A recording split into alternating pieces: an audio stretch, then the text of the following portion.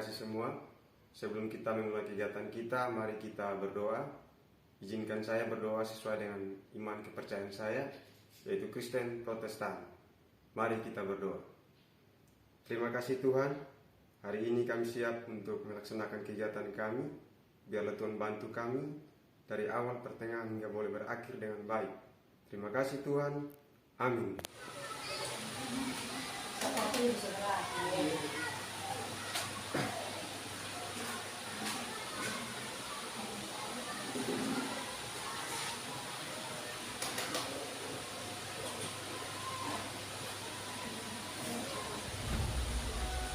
Baik, shalom, selamat pagi. Pagi Pak, sampai Assalamualaikum warahmatullahi wabarakatuh. Salam kebajikan, salam budaya, salam damai sejahtera. Salam Pancasila. Salam Pancasila.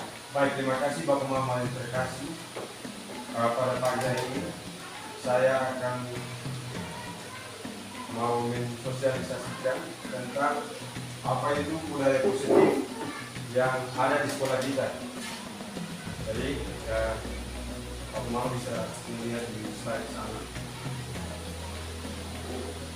Itu adalah fasilitator saya, kemudian pengajar praktik, dan yang terakhir adalah saya sendiri, Bapak Ibu terkasih semua. Ya, kita masuk ke slide yang pertama, itu tentang keyakinan kelas. Jadi saya percaya bahwa Bapak Mama semua sudah mempraktikkan ini dalam kelas. Keyakinan kelas ini dibuat sebelum kita melaksanakan kegiatan proses belajar mengajar. Di situ maksudnya adalah keyakinan kelas ini dibuat supaya pada saat proses KBM nanti berlangsung itu ada timbal balik yang bagus antara kita dan peserta didik. Jadi keyakinan kelas adalah sesuatu yang diyakini bersama yang berasal dari pengetahuan pikiran untuk menjadi nilai-nilai kebaikan untuk diturunkan di kelas kita. Baik, nanti sebentar baru kita bisa lihat contohnya seperti apa. Kita masuk ke slide yang kedua. Perbedaan antara peraturan dan keyakinan. Perbedaan antara peraturan dan keyakinan kelas. Saya baca ya Bapak Ibu. Adapun perbedaan antara peraturan dengan keyakinan adalah peraturan itu dibuat untuk mengikat, kemudian keyakinan guru dengan peserta didik juga dibuat dan disepakati bersama. Misalnya, keyakinan bertanggung jawab berarti peserta didik akan bertanggung jawab dengan semua yang seharusnya mereka kerjakan. Contohnya, tidak terlambat masuk kelas. Kemudian yang kedua, selalu mengerjakan tugas. Berikut, membersihkan kelas setelah proses pembelajaran selesai dan lain-lain. Itu adalah contoh kecil daripada keyakinan kelas ya Bapak Ibu. Berikut slide yang berikut. Setiap manusia pasti memiliki kebutuhan dasar yang harus dipenuhi. Di antaranya kebutuhan bertahan hidup atau survival. Yang kedua, kasih sayang dan rasa diterima. Kebutuhan untuk diterima ya Bapak Ibu semua. Kemudian yang berikut penguasaan, kebutuhan pengakuan atas kemampuan. Berikut kebebasan atau kebutuhan akan pilihan. Yang berikut lagi kesenangan atau kebutuhan untuk merasa senang. Baik, itu beberapa item. Nanti sebentar baru saya jelaskan lagi. Slide yang berikut. Nah, ini menurut ilmuwan ya. Menurut Dian Bos, ada 5 posisi kontrol yang dapat diterapkan seorang guru untuk kita ya Bapak Ibu semua, yaitu yang pertama pengelompokannya guru penghukum ya, guru penghukum. Yang kedua, membuat rasa bersalah. Yang ketiga, teman. Yang keempat, pemantau. Dan yang kelima, manajer.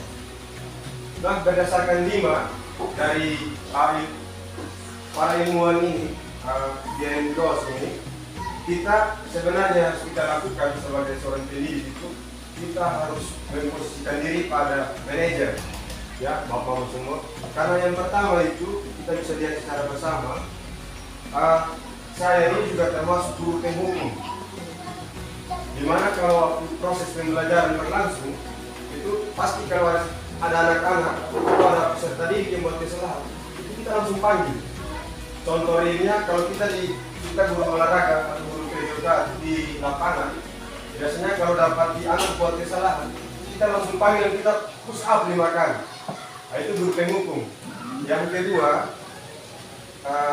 di sini ada pembuat rasa bersalah. Jadi ketika anak salah sedikit, kita panggil anak kita intimidasi dia, kita tekan dia. Jadi mungkin rasa dia yang kesalahan sedikit, kita tekan dia sampai dia bersalah.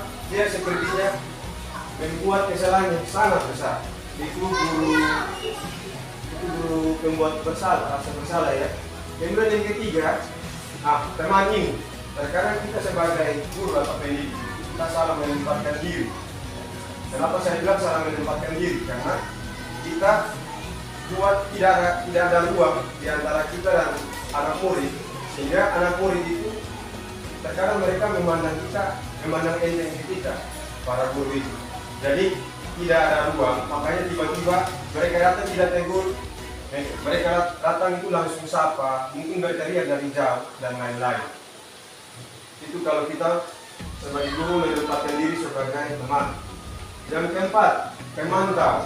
Nah ini juga mungkin dikhususkan buat kita guru-guru yang sering malas untuk berjalan. Ketika kita sudah duduk, kita sudah malas untuk bangun, untuk tegur anak-anak dan lain-lain. Jadi kita hanya pantau saja.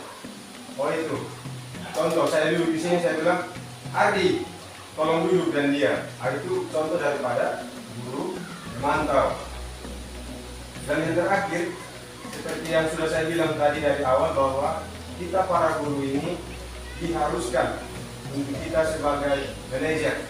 Manajer itu dia bisa mengontrol dari awal sampai akhir kegiatan proses belajar mengajar dalam kelas atau seperti kita guru PJK itu di lapangan. Jadi berdasarkan 5 ini sebenarnya dan seharusnya kita guru harus jadi manajer. Begitu ya Bapak Ibu semua. Dan berikut lagi, berdasarkan 5 posisi kontrol di atas, maka sebagai seorang guru atau CGP itu calon guru penggerak yaitu saya, maka kita diharapkan untuk bisa berperan sebagai manajer, di mana sebagai guru kita harus berbuat sesuatu bersama dengan peserta didik, ya. Kemudian mempersilahkan peserta didik untuk dapat mempertanggungjawabkan perilaku dia. Selanjutnya, selalu mendukung peserta didik agar dapat menemukan solusi atas permasalahannya sendiri, ya. Jadi terkadang ketika seorang anak atau peserta didik itu, contohnya dia tidak bisa mengerjakan tugas, contoh tidak bisa mengerjakan tugasnya Pak Yes untuk memperkenalkan diri atau introduce.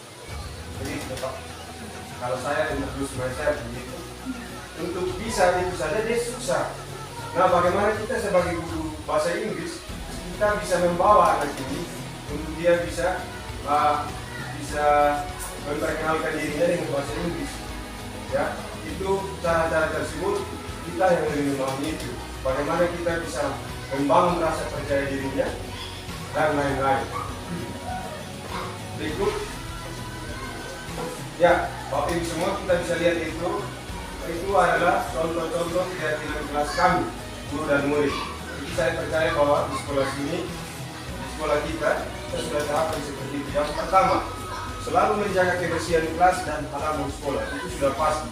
Yang kedua, saling menghargai dan menghormati. Yang ketiga, selalu bekerja sama, saling membantu dan bergotong royong. Dan yang keempat, mengambil keputusan dengan musyawarah. Yang kelima, meningkatkan disiplin. Yang keenam, membudayakan membaca. Dan yang terakhir adalah semangat belajar. Baik, dari beberapa contoh kegiatan kelas ini, itu Bapak Ibu bisa lihat, atau ada yang lagi yang menambahkan boleh. Mungkin mohon izin Bapak Ibu bisa lihat sedikit saja. Kalau mau menambahkan, bisa langsung angkat tangan. Kalau tidak, mungkin habis ini baru kita baru Bapak dulu kasih tahu ke saya apa-apa saja yang bisa ditambahkan dalam kelas ini. Ya. Selanjutnya, ya dari keyakinan kelas nanti kita lanjutkan lagi ke segitiga restitusi. Ya, Bapak Ibu semua mungkin nanti sebentar saya jelaskan apa itu segitiga restitusi. Nah, segitiga restitusi ini adalah upaya membantu siswa memperbaiki diri agar dapat kembali ke kelompoknya dengan karakter yang lebih baik dan kuat. Nah, ini sebagai pendidik kita wajib dan paham mewujudkan atau melaksanakan segitiga restitusi ini. Banyak hal yang kita sudah dapati di dalam kelas kita, dan terkadang kita hanya lepas saja. Kita hanya panggil dia, anak tidak boleh lagi, nanti pulang dan besok berubah. Nah, itu sebenarnya itu agak keliru dengan apa yang disebut dengan segitiga restitusi di sini. Mungkin tidak saya harus jelaskan lebih banyak, tapi Ibu sudah memahami apa yang saya maksudkan dengan segitiga restitusi tadi. Saya lanjut lagi. Nah, di bawah itu anak panah yang kedua, restitusi itu bukan untuk menebus kesalahan, tetapi restitusi itu adalah sebuah tawaran dan bukan paksaan. Nah, ini kata-kata ini ada kalimat bukan menebus kesalahan. Terkadang, jadi Bapak Ibu semua, saya baca lagi sekali lagi, restitusi bukan untuk menebus kesalahan, tetapi restitusi itu adalah sebuah tawaran. Jadi kita dengan peserta didik, kita menawarkan kepada mereka untuk harus melakukan itu dan bukan paksaan. Jadi terkadang kita panggil anak-anak ke depan, Endro, kamu harus buat ini, kamu harus buat ini dan itu. Nah, itu sudah salah, itu bukan namanya segitiga restitusi atau restitusi. Ya, kita lanjut lagi, Bapak Ibu. Nah, ini adalah penjabaran teori ya. Ini berdasarkan teori kontrol dari Dr. William Glasser. Kita tidak dapat mengontrol orang lain, kita hanya dapat mengontrol diri kita sendiri. Nah, ini yang Bapak Ibu semua harus pahami. Kita tidak bisa mengontrol orang lain, tetapi kita hanya dapat mengontrol diri sendiri. Kita garis bawahi. Yang kedua, disiplin positif adalah disiplin yang dilakukan dengan motivasi dalam diri atau motivasi intrinsik. Nah, berdasarkan beberapa hal yang barusan saya jabarkan tadi, memang pada dasarnya adalah benar. Kita sebagai guru itu kan ditipu dan ditipu. Jadi kalau saya ugal-ugalan, mungkin saya datang jam 10, jam 11, pasti anak-anak juga akan lihat, Pak Guru tiap hari suruh saya datang pagi, tapi Pak Guru saja datang jam 10 siang dan lain-lain. Itu contoh kecil ya Bapak-Bapak semua. Yang berikut, hukuman dan penghargaan tidak efektif untuk menemukan disiplin positif. Efek yang terjadi hanya disiplin dalam waktu itu saja. Nah, ini yang kita sudah lihat secara bersama. Dan bahkan saya juga sudah lakukan ini. Setelah saya mempelajari modul ini, maka saya berubah. Kalau saya berpikir ketika saya kasih hukuman, maka pasti anak-anak tersebut bisa bertobat. Tetapi hukuman itu hanya berlaku waktu itu saja, Bapak semua. Ya, next. Dan ada bekas luka yang tertanam di dalam diri anak tersebut. Nah, mungkin waktu kita lakukan hukuman itu, kita keluarkan kata-kata yang kasar sehingga membuat anak kita luka. Baiknya kalau kita hanya kata-kata, tapi ada yang naik tangan, ada yang main hakim sendiri. Itu lebih parah lagi ya Bapak Mama semua. Berikut, jadi alangkah lebih baiknya jika kita mengambil peran manajer. Manajer dalam penanganan anak dengan segi restitusi. Ya. Berikut, lanjut lagi dalam slide yang berikut. Dalam penanganan menggunakan segitiga restitusi, kita tidak mencari siapa yang salah dan siapa yang benar, tetapi kita mencari yang benar-benar. Kita dapat menganalisa kebutuhan dasar apa yang belum terpenuhi dari anak tersebut. Nah, ini Bapak Mama semua. Ya, setelah saya belajar ini, saya belajar banyak untuk jadi guru manajer seperti apa. Ya, berikut. Karena setiap perilaku yang dilakukan pasti memiliki tujuan. Ya, contoh pada saat kegiatan proses belajar mengajar, ada satu anak dia yang suka ribut, dia suka mencari perhatian. Nah, terkadang kita langsung saat itu kita menjudge dia bahwa kamu nakal dan lain-lain. Tapi pada materi ini kita sebagai manajer, kita sebagai guru harus mencari tahu kira-kira kebutuhannya itu apa. Jangan sampai karena dia di rumah dia tidak diperhatikan oleh orang tuanya. Jadi dia dengan cara ribut dan dengan itu adalah cara untuk mencari perhatian dari kita dulu. Nah, ini contoh ini ya, mama semua, bapak ibu semua yang terjadi. Next, membaca ini.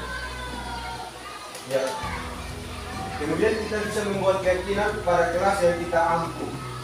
Bukan peraturan yang dibuat, tapi keyakinan kelas. Keyakinan kelas tadi itu, ya bapak mama semua sudah lihat contohnya. Ya. Ya, ini adalah segitiga restitusi. Gambarnya kurang jelas. Saya baca dulu semua. Jadi, yang pertama itu adalah menstabilkan identitas. Ini Bapak. Menstabilkan identitas. Itu ada dua. Yang pertama, tidak ada manusia yang sempurna. Yang kedua, setiap orang pernah melakukan kesalahan. Ya. Jadi itu menstabilkan identitas. Yang kedua, validasi tindakan yang salah. Validasi tindakan yang salah. Titik yang pertama adalah kamu tentu punya alasan. Yang kedua, adakah cara yang lebih efektif? Dan yang ketiga adalah menanyakan keyakinan. Menanyakan keyakinan di sini titik yang pertama adalah keyakinan apa yang kita sepakati. Yang kedua, bayangan tentang kelas yang ideal. Nah, berdasarkan tiga ini, tiga restitusi ini, mungkin saya baca tadi, Bapak Mama juga, Bapak Ibu juga sudah punya gambaran itu seperti apa pada saat penanganan persoalan dalam kelas, ya, persoalan atau yang dibuat oleh para peserta didik kita. Ini gambarnya jelas. Ini adalah yang tidak daripada segitiga restitusi. Selanjutnya, ini adalah contoh budaya positif yang ada di sekolah kita. Yang pertama, guru sebagai manajer yang mengatur sekaligus menjadi teladan perilaku. Ini yang pertama ya Bapak Ibu. Yang kedua, guru melibatkan siswa dalam membuat kesepakatan tentang aturan kelas. Minta maaf, saya pakai aturan saya harus rubah ini tentang keyakinan kelas ya. Yang ketiga, bekerja sama untuk mewujudkan kesepakatan atau keyakinan kelas. Yang ketiga. Yang keempat adalah mengajarkan siswa atau peserta didik untuk saling menghargai kesepakatan kelas yang telah dibuat. Yang berikut yang kelima, mengevaluasi dan merefleksi bersama siswa tentang pelaksanaan kesepakatan kelas yang sudah kita buat. Di gambar yang sebelah itu peduli lingkungan, menjaga kebersihan kelas dan lingkungan. Yang berikut, tepat waktu dan jujur. Berikut lagi di bawahnya 4S ini, bersapa, senyum, sopan, dan santun. Yang berikut lagi, bergotong royong, menjaga ketertiban diri di dalam kelas. Yang berikut yang terakhir, berkomunikasi dengan wali kelas atau guru apabila mendapat persoalan atau masalah. Bagian ini adalah contoh-contoh budaya positif di sekolah. Di sekolah itu bisa di lingkungan sekolah, di luar maupun di dalam kelas. Ya, terima kasih Bapak Ibu guru semua buat perhatiannya, dan saya berharap bahwa kita setelah mengikuti kegiatan ini kita bisa menerapkan apa yang telah kita dengar dalam lingkungan sekolah kita. Demikian penyampaian budaya positif di UPTD SDN Posisi Kemana 3. Terima kasih, salam dan bahagia. Terima kasih. Terima kasih Bapak semua. Pendek-pendek.